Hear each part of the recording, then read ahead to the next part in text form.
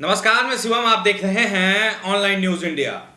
कांग्रेस की बड़ी नेता अलका लांबा जो महिलाओं से जुड़े हर मुद्दे पर सरकार को घेरने का काम करती हैं, लेकिन आज एक शख्स वीडियो बनाकर कैसे अलका लांबा को गाली दे रहा है और उन शब्दों का प्रयोग कर रहा है जिन शब्दों को ना तो आपको हम सुना सकते हैं ना बता सकते हैं।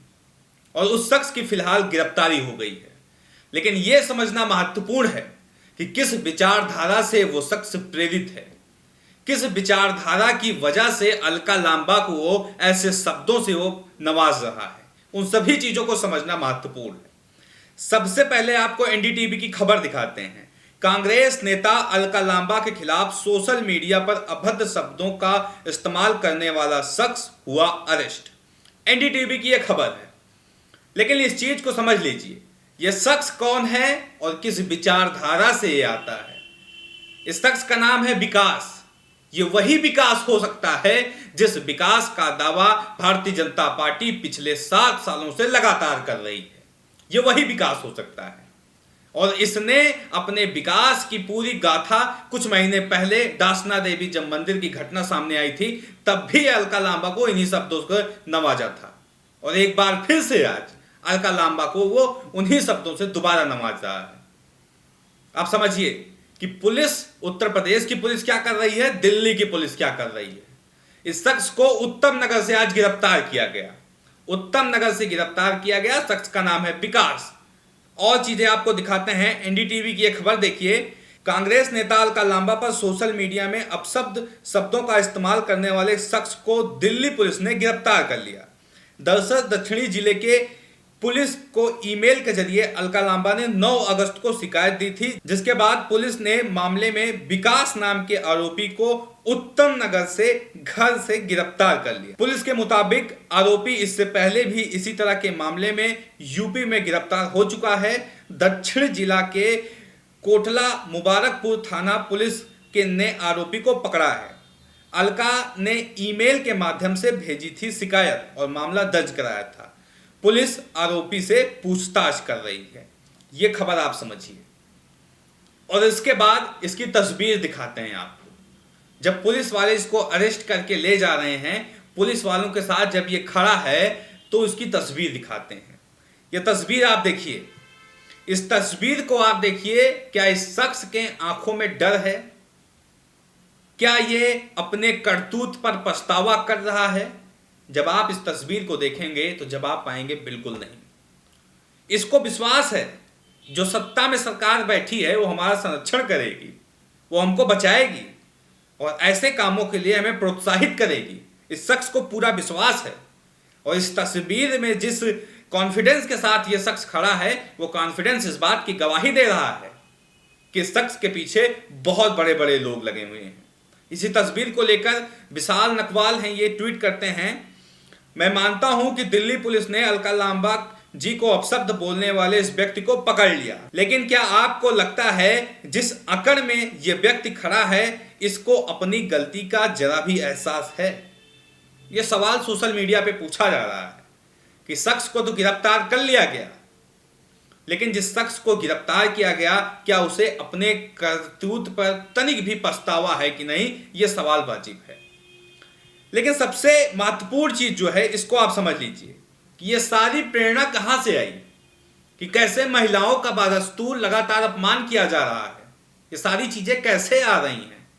ये सारी चीजें वही हैं कि हमारे देश के शीर्ष पर बैठे माननीय प्रधानमंत्री मोदी जी बंगाल के चुनाव में जब पहुंचते हैं तो कहते हैं दीदी ओ दीदी, दीदी ओ दीदी कह के पुकारा जाता है एक 3 बार की मुख्यमंत्री रही हुई महिला को। आप सोचिए जरा, अगर हमारे देश के शीर्ष नेतृत्व में बैठे लोग ऐसे काम को करेंगे तो क्या इन लोग को संरक्षण नहीं मिलेगा? क्या ये लोग उन्हीं के नक्शे कदम पे चलने की कोशिश नहीं करेंगे? आप इस चीज को थोड़ा सा सोचिए।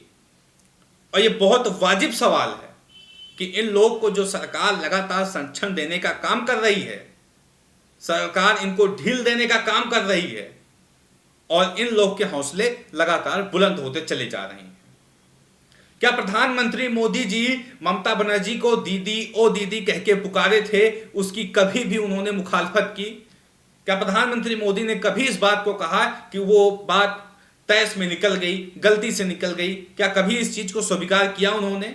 नहीं किया। और नतीजतन इस तरह के कई सारे लोग सामने आने लगे कि एक सम्मानित महिला को, एक उस महिला को जो लगातार अपने भुजदंडों पर खड़ी है और सरकार को आईना दिखाने का काम कर रही है, उस महिला को अब शब्दों से नवाज रहा है ये शख्स।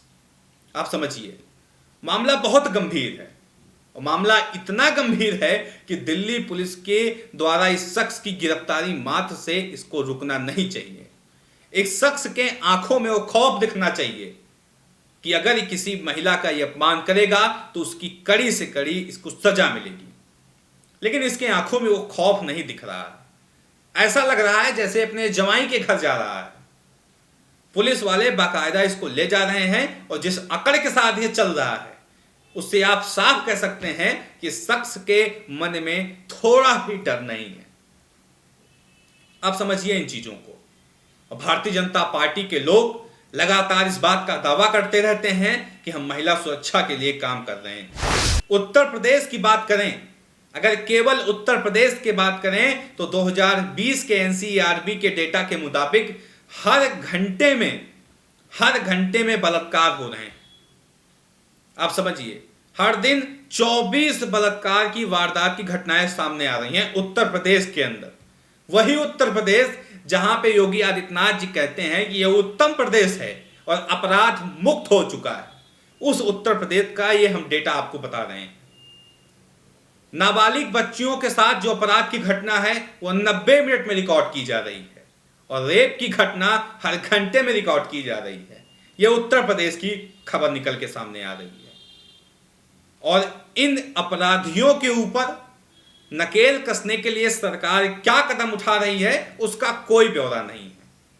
ये जो शख्स है ये वही शख्स है, जब डासना मंदिर की घटना हुई थी तब इस शख्स ने अलका लांबा के ऊपर अपशब्दों का प्रयोग किया था, क्योंकि जिस लड़के को पीटा गया था सिंघी यादव के द्वारा, आसिफ नाम का वो लड़का, उससे अलका लांबा मिलने गई थी। इन कारणों की वजह से इस शख्स ने अलका लांबा को अपशब्दों से नवाज दिया था। उस समय पुलिस के द्वारा इसको गिरफ्तार किया गया था और फिर छोड़ दिया गया था और ये लगातार इस तरह के बयानबाजी लगातार कर रहा है और एक बार फिर ये वीडियो वायरल करके अपना वीडियो बना के अलका लांबा को अपशब्दों से नवाज रहा है। आप समझिए कि सरकार कितनी मुस्तैद है और सरकार जो कहती है कि हम महिलाओं की सुरक्षा करेंगे, महिलाओं की रक्षा करेंगे, वो कितनी मुस्तैद है, वो सारी चीजें आप समझ सकते हैं। फिलहाल हमारी मांग यह है कि शख्स को कड़ी से कड़ी सजा मिलनी चाहिए। जिस सजा का ये हकदार है इसको वो सजा मिलनी चाहिए। बाकी इस खबर को लेकर आपकी राय क्या है कमेंट बॉक्स में जरूर बताएं। साथ ही साथ चैनल को सब्सक्राइब करें। मिलते हैं इसी तरह किसी और खबर के साथ, तब तक के लिए नमस्कार। इस खबर को अभी लाइक करें, शेयर करें, अभी चैनल को सब्सक्राइब करें और घंटी जरूर दबाएं।